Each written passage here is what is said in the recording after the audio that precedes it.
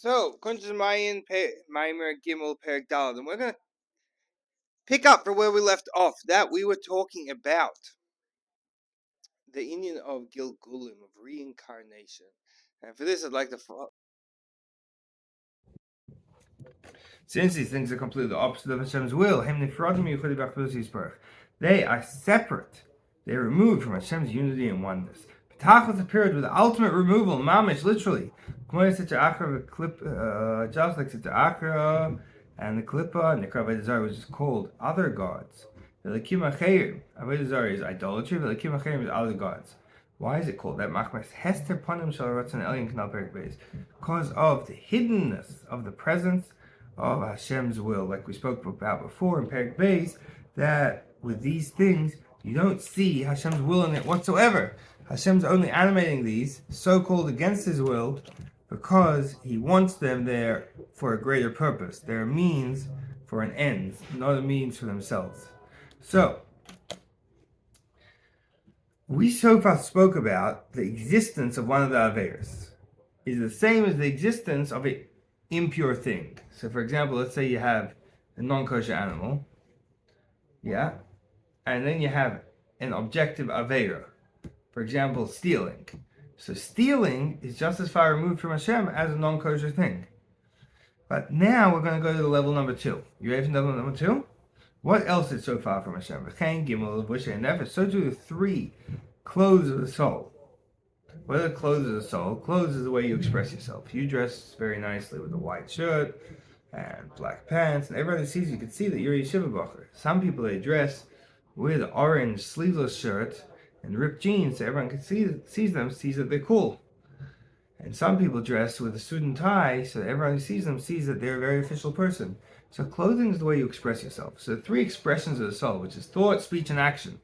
So in Klipah's Noiga, which come from Klipah's Noiga, which is the in-between Klipah, which has good and bad, and you could choose whether to put it into good or bad, Shebi Yisrael, amongst the Yidden, Shehem, Machshav D'Ramaisa, which that is thought, speech, and action. Which are invested in the 613 negative commandments, whether it's from the Torah or of the Rabbanon. So, when, just like the objective Aveira is forbidden, let's say it's stealing, is from Sitra Achra, so too if someone invests themselves into stealing by putting their action into stealing, which is like actually stealing, putting their speech into stealing, maybe that'll be Gnevis Das, maybe that's a good example of using speech to trick someone and so-called steal their understanding, or in thought, maybe planning out how to steal from someone, then those expressions of your soul also go down to Klipah. You notice how it said that Klipah's Noiga, the soul, the animal soul is from Klipah's Noiga amongst Yidden. Because amongst Goyim, they can choose whether to have an animal soul of Klipah's Noiga or Klipah's Tmeis, based on whether they keep Hashem Mitzvahs B'nai Noyach. You know about this? So, what do we have next? Level number 3 coming up. B'chein, so too, Mahus HaNefesh Atzma, the very essence of the soul itself. That is invested in these clothes of the soul. All of them are literally become one with the Sitra Achra, the Klipah Zuya, and the Avodah Zarah, and this Klipah, which is called idolatry. So, not only is this Aveira as far from Hashem as any Sitra Achra, not only is this Aveira so far from Hashem, it's completely covered, the godliness inside of it, and you can't see it at all. Also, your expressions of your soul, which is invested in doing this sin, are that far from Hashem. And also your soul itself, which is expressed through these expressions, which are acting on an Aveira, that also goes down to this level of Klipah. So think about it. The action is one of this theoretical action of stealing is Sitra Achra. It's Klipah. It's completely removed from Hashem. You can't see the godliness in it. So when your soul expresses itself through action, and this action is acting on this Aveira, both the Aveira, the expression of your soul, and the soul itself are in the realm of Klipah and completely removed from Hashem, without any revealed godliness in it. Now, the loy oi, not only that, now we're going to flip the switch. Not only, until now we're talking about 3 ways that you get down to Sitra Achra level. But now we're going to speak about something a lot lower than that.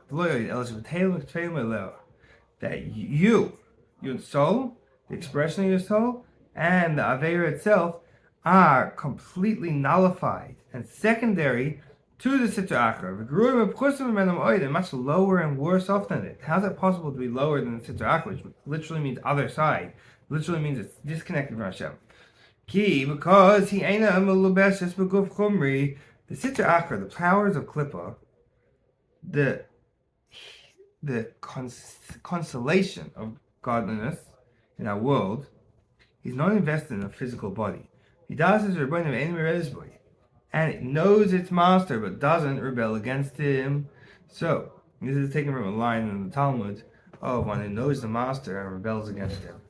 So the spirit of impurity, the covering of godliness, the existence of not expressing Hashem in the world is definitely aware of Hashem, otherwise it wouldn't exist.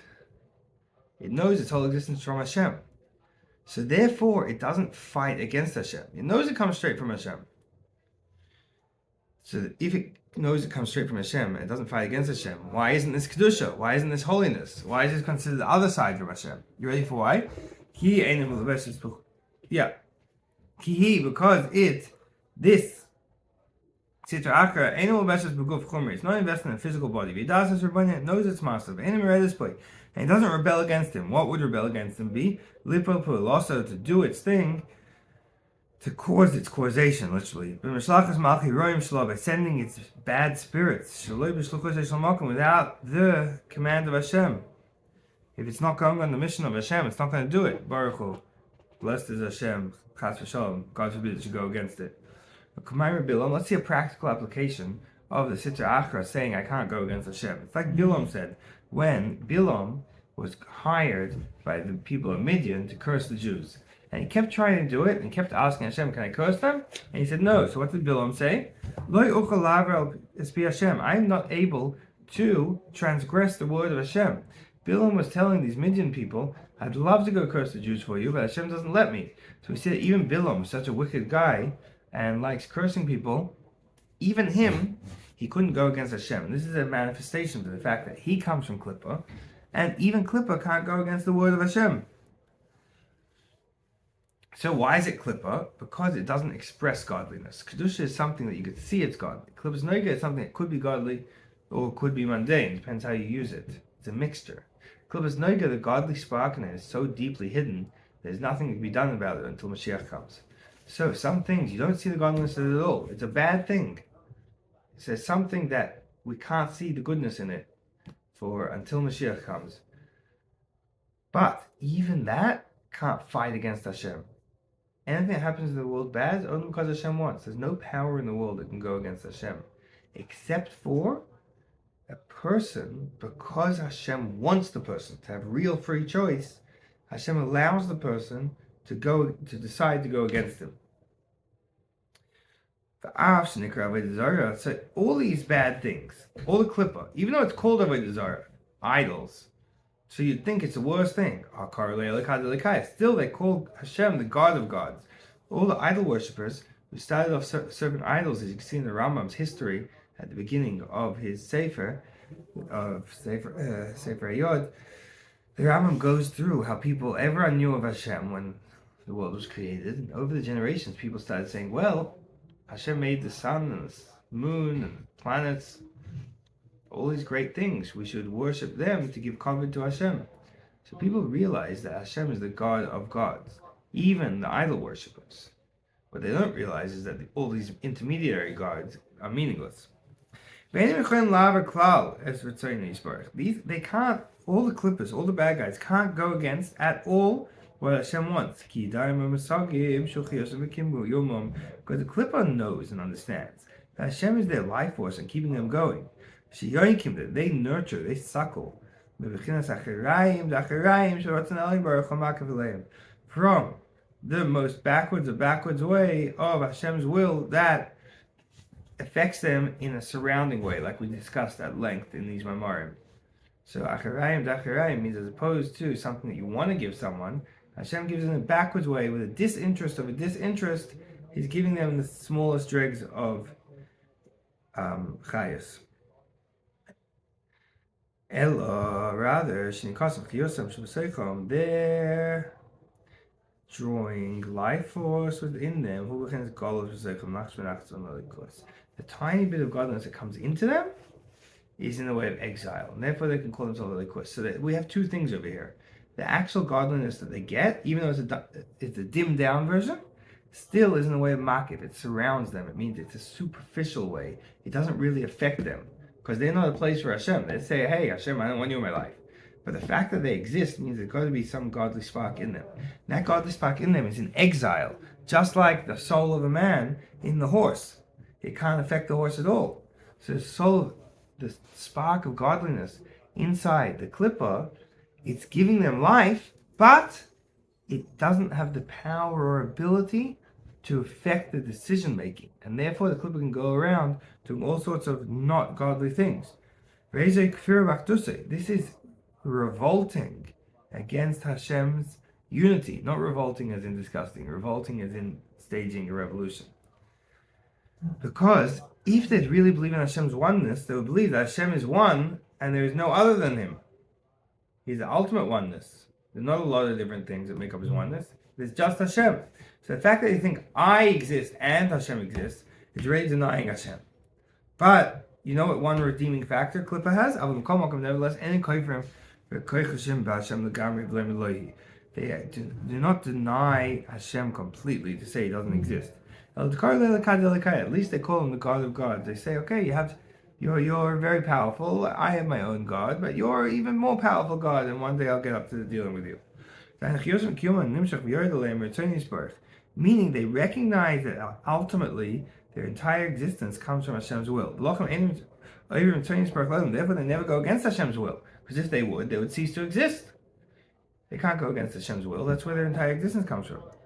So what does that lead us with? Even if someone like Bilam, or the worst, or a snake, or the worst things in the world, a demon, can't go against Hashem.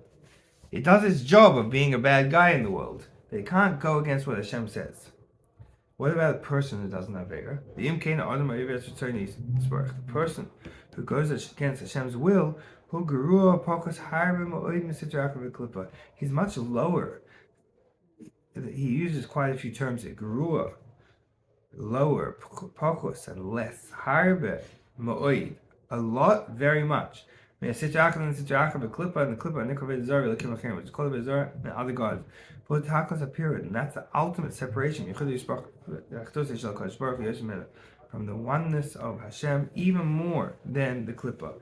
As if he's going against Hashem's oneness even more than the Klipah. So, Kitzer, let's say this in short. The others, all 613 prohibitions, V'Isuri D'Rabbanan, and rabbinical prohibitions, they are separate from Hashem's oneness, just like Sitra Achra, which is called idolatry. So as soon as you're saying going against Hashem in one aspect, you are just like idolatry, getting from Klipah. And actually more than that, someone doesn't have Avera, both his thought, speech, and his action, all his forms of expression, and also his general soul are invested in Sitra Achra. So that's point number one.